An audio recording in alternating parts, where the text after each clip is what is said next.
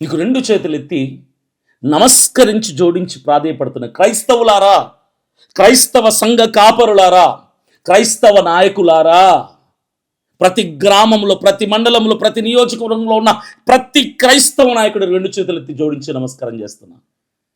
స్వార్థాలతో, స్వలాభాల కోసం డబ్బులు ఇస్తున్నారు ఆ పార్టీ వాళ్ళు, ఈ పార్టీ వాళ్ళు డబ్బులు ఇస్తున్నారు. డబ్బులకు ప్రలోభపడి ఓట్లు వాళ్ళకి వేయించుకొని నష్టపోయింది చాలు.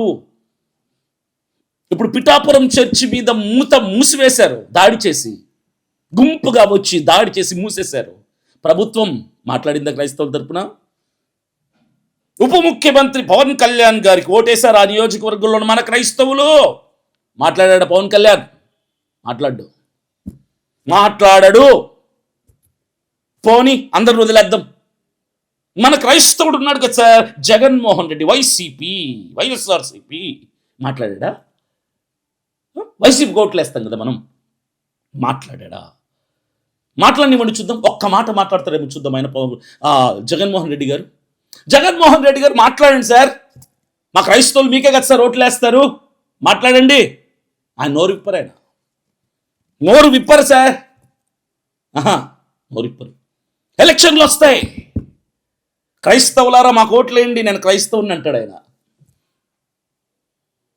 వాళ్ళని పంపిస్తారు, వాళ్ళ అత్తగారిని పంపిస్తాడు, పాస్టర్ల మీటింగ్లు పెడతారు, మన పాస్టర్లు అందరూ వెళ్తారు, డబ్బులు వస్తాయి, ఇస్తారు, తీసుకుంటారు, ఓట్లేస్తారు.